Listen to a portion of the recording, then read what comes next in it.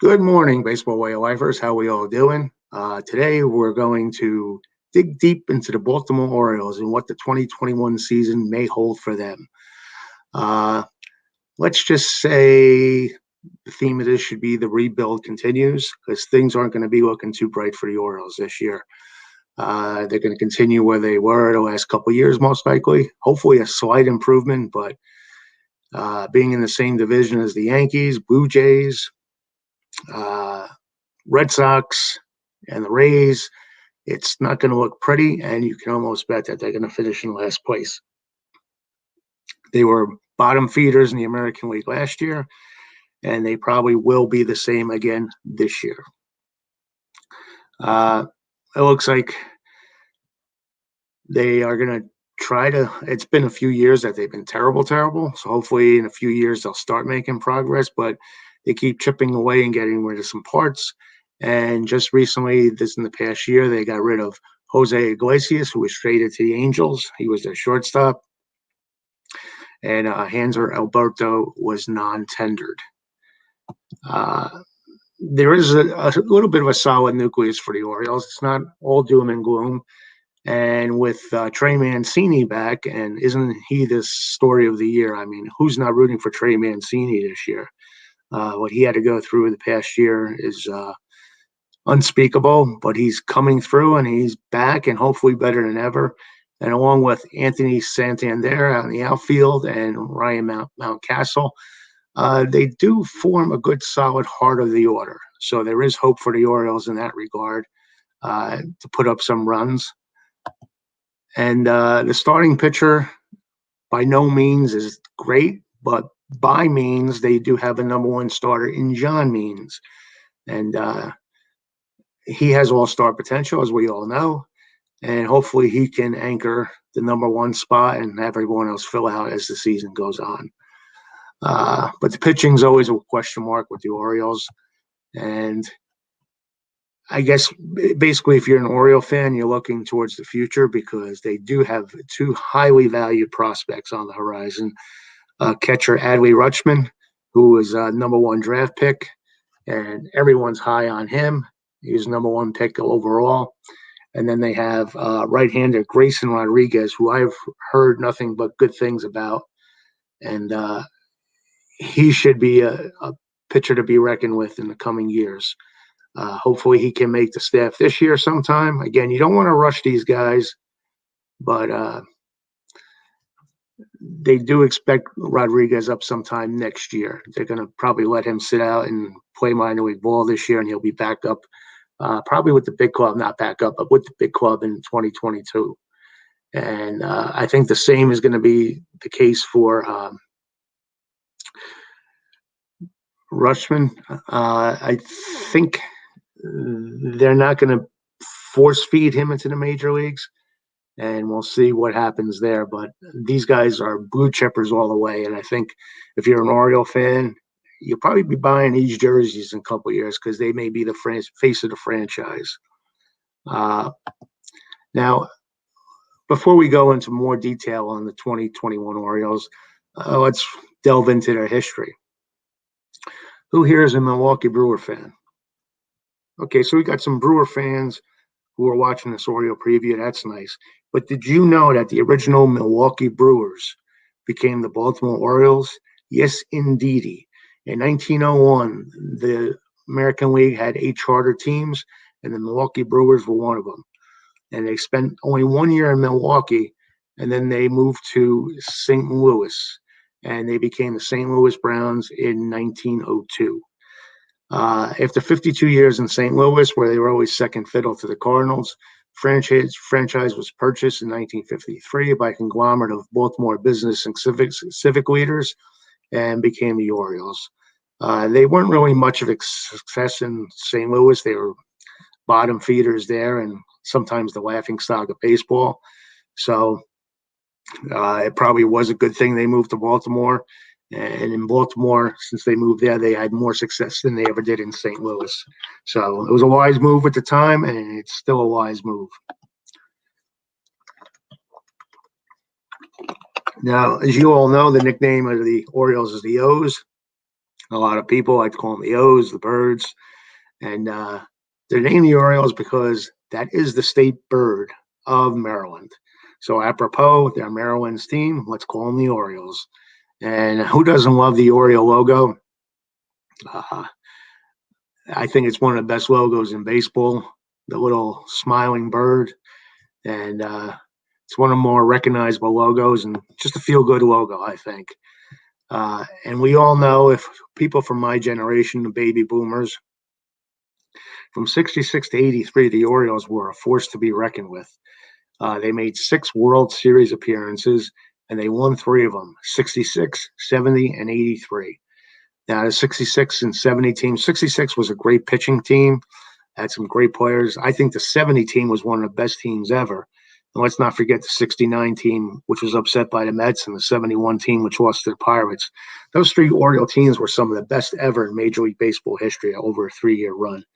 And when you had Brooks at third, Belanger, one of the greatest shortstop of all time at short, Davey Johnson second, Boog at first, and they had Barron, Elrod Hendricks catching, Buford in left, Blair in center, and Frank Robinson, one of the best hitters of his generation, out in right field.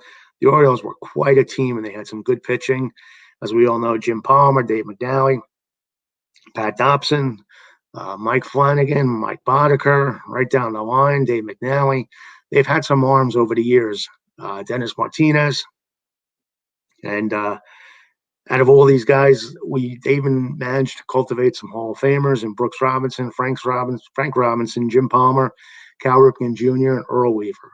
Boy, that's a great Mount Rushmore right there. You just mentioned Brooks, Frank, Jim, and Eddie, and you got yourself a Mount Rushmore. That would be tough for most teams to match. So the Orioles have a solid block of history there for almost 20 years. The other years were somewhat lean years, no doubting that. But like I said, they have in their history, since they've moved to Baltimore, won 9 division championships when division play came into 69, and that's not too shabby. They had a run from 69 to 71, 73 to 74. Then, of course, 79 when they went to the World Series, and they lost to the We Are Family bunch. 83 when they won it all and beat the Phils. 97 and 2014. 6 pennants, 66, and that great run in 69 through 71, which I mentioned, 79 and 83. And since the wild card era began, was last year in 95, they won the wild card in 96, 2012, and 2015. Now, they, as much success as they had in that run I just mentioned, they had a long, horrid streak of 14 consecutive losing seasons from 98 to 2011. But then the team qualified when Buck Showalter took the reins for the postseason, with general manager Dan Duquette also leading the way. So in the 2012-2016, they qualified, and Buck did a good job. 2014, they won the division, and Buck became sort of like a intellectual manager. A lot of people love him or hate him. I actually was a big fan of Buck Showalter, and I think he should still be managing today, as a matter of fact. He's got a brilliant mind, and I think he got the most out of the Oriole teams that he could have. But then all hell broke loose, and they really had a bad year in 2018 when they went 47 and 115. So that's really hitting the skids, and they had to get rid of Buck, and basically it's been a rebuild ever since.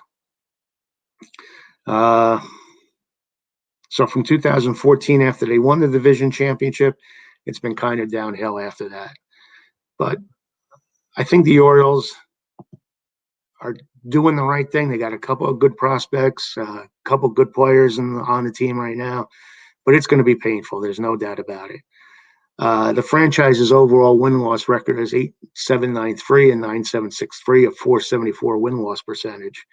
But a lot of that has to do with the years they played as St. Louis Browns, because since they moved to Baltimore in 1954, the Orioles' win-loss record is 5.331 and 5.209, which is good for a 5.06 percentage, despite all the lean years. So those championship runs and being one of the elite teams for almost 20 years really boosted their overall record. and they've had a winning record since they moved to Baltimore. Now, the projected lineup for the Orioles this year, yeah, there's some pop in the lineup, and hopefully it can be competitive. You'll have Austin Hayes uh, in center field. He'll be batting leadoff. DJ Stewart in left field. Anthony Santander. He's the man I'm really high. I think this guy's got some serious pop in his bat, and I'm really looking forward to him breaking through. He's been in the league now, been in the majors now for 2 years, but I think this could be a breakout year for him. And Trey Mancini, when he is healthy, he's a beast. For a catcher, well, he'll be a DH, but he's a beast, and he's a good DH. He'd be one of the better DHs in baseball if he can last all season. I sure hope he does, because he's good for baseball. Chance Cisco is the catcher. He'll be handling most of the duties behind the plate. Yeah, not much of a bat. I mean, respectable for a catcher, let's just say. That old dreaded respectable for a catcher. And then we have Ryan Mountcastle at first base, and this guy has the potential, like I said, with Santander and Mancini to be 3 very potent bats in the lineup. And he can also hit home runs. So you got 3 guys that legitimately can pop the ball out of the ballpark. And he's a highly respected prospect. He's only got way less than a year experience in the major leagues, so he could be the rookie of the year. You have Rio Ruiz at third base. Freddie Galvis. Remember Freddie Galvis? They got him from Cincinnati. And hopefully he can recapture some of his magic. I always liked Freddie. I think he's a good ball player all around. And Yolmer Sanchez is the second baseman. The bench, not much to write home about. It's serviceable. And we'll see how benches can change after a month or so, but we'll see how the projected bench of Severino, a catcher, Valaika, infielder, outfielder, and Cedric Mullins in the outfield pan out. Now, the starting rotation, like I said, by no means is it good, and I'm going to beat that pun to death. By no means is it good, but they do have John Means, and that means they have a good pitcher as an ace. Boy, was that bad. Okay, you can turn off the video now if you want. But he's actually turned out pretty well. He wasn't drafted that high. He was drafted in the 11th round. But he's a battler, and he's got the main thing about John Means, he's got good control. So if his control is on, he can throw batters for a loop, and that's a good thing. The other guys are basically no names. We got Felix Hernandez trying to latch on, and I'd like to see if Felix at least get one good go around before he hangs it up. But to be honest with you, he's probably the weakest link in that rotation. And the other guys that are projected 2 to 4 really aren't that good either. And they are Keegan Aiken, Dean Kremer, and Jorge Lopez. Now, the good thing about Keegan Aiken and Dean Kramer is they're young and they're pretty highly ranked in the organization. So they'll be given their chance. They're both in 25, going to be 26 soon. So this is their big opportunity. And hopefully if they can come through, one of them could earn a number 2 or number 3 spot, which they're projected for now. So hopefully that works out. And then the bullpen is a bunch of no names. They're hanging their hats on Hunter Harvey, a youngster. He is 26, and he's got good control out of the bullpen, got good stuff, and he's going to be their go-to guy. Hunter's going to be the guy that they're looking to save games. And Tanner Scott is probably going to be the setup man. Good stuff.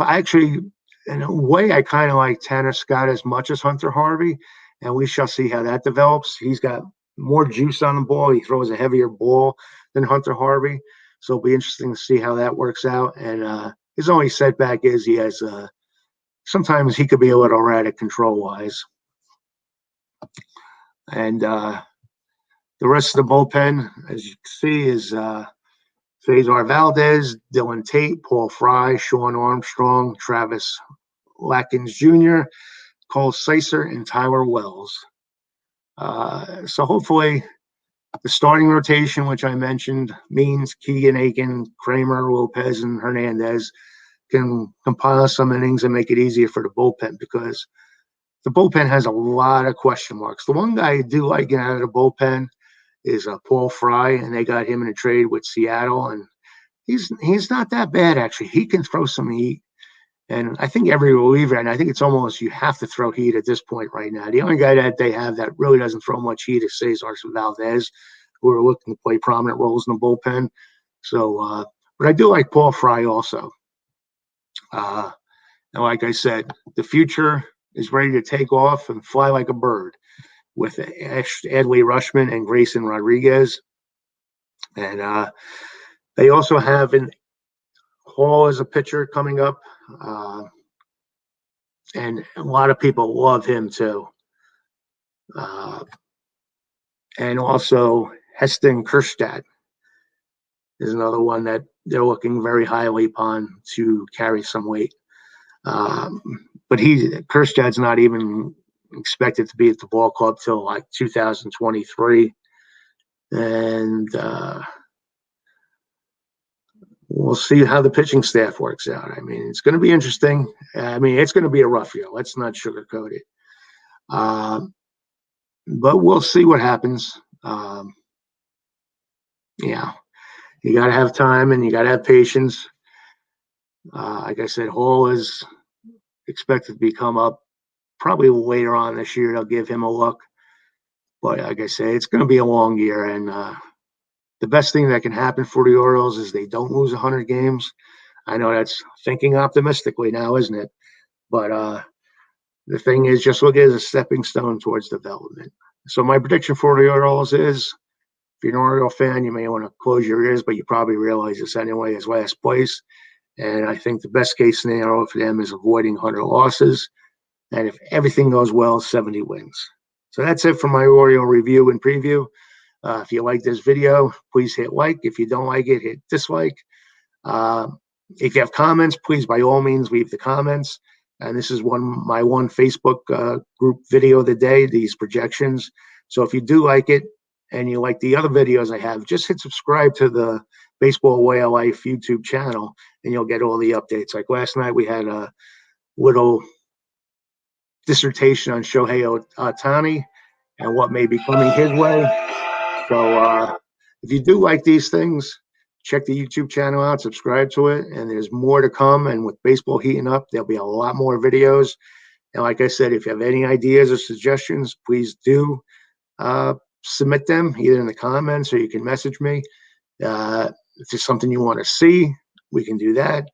If there's something you want to discuss, we can discuss that. If you want to pop onto one of these videos and be a guest, by all means, I'm open to everything. So once again, thanks again to the greatest baseball Facebook group in the world. We're up to 9,800 plus members. So you guys are the best. You're hitting the ball out of the ballpark. So enjoy your Thursday. Have a great day. Play ball. And for now, what's the signature call? Adios.